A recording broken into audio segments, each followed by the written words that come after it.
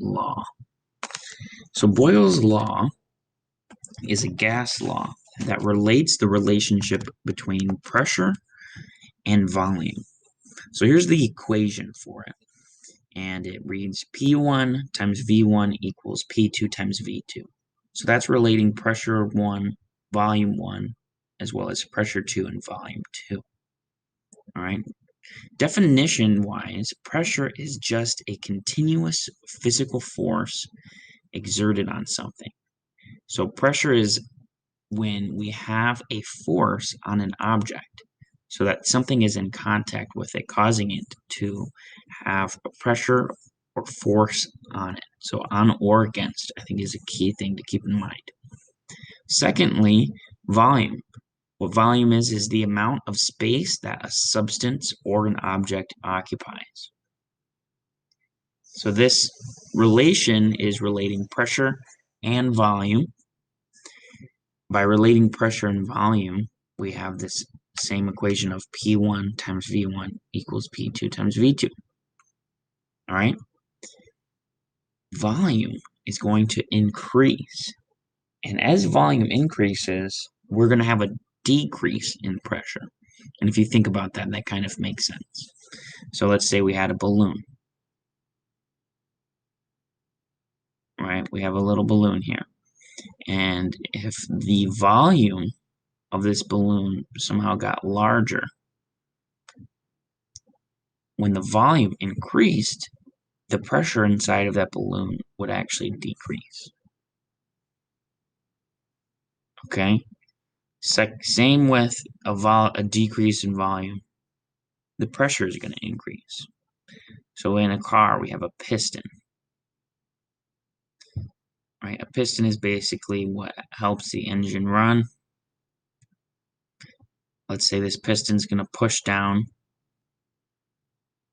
on the gas, and it's going to push down to here.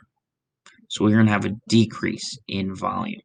And as that happens, the pressure of that is going to increase because we have particles that were farther apart now getting compressed closer together.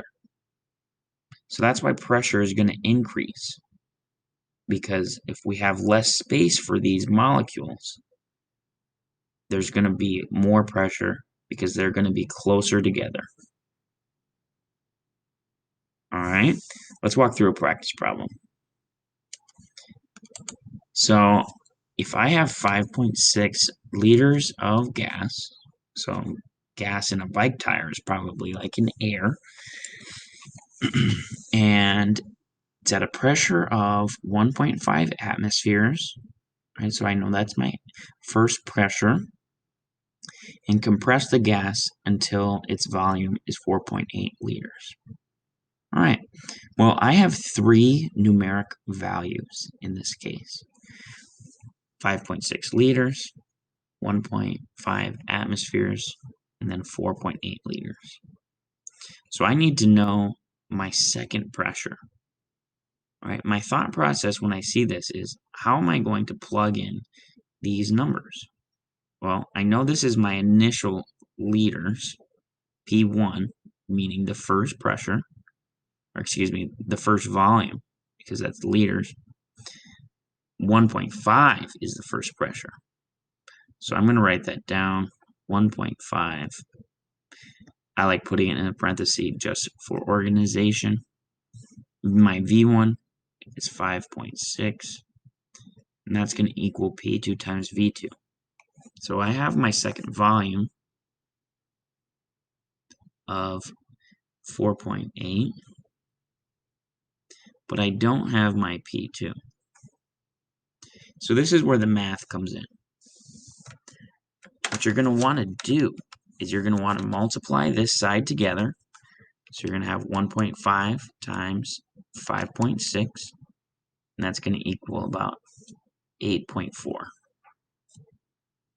So I'm going to erase that, and I'm going to write 8.4. I'm then going to want to get P2 by itself. So I'm going to have to divide by 4.8 on both sides. So 8.4 divided by 4.8, that's going to give me 1.75 ATM.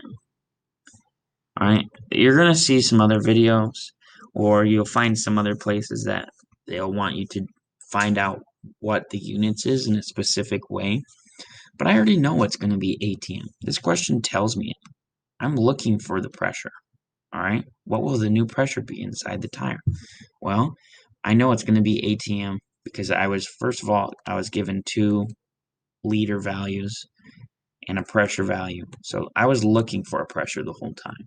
So that's why my answer is 1.75 ATM.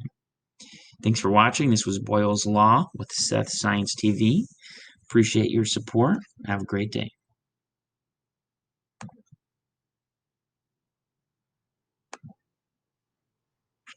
I can't figure out how to end this video somehow.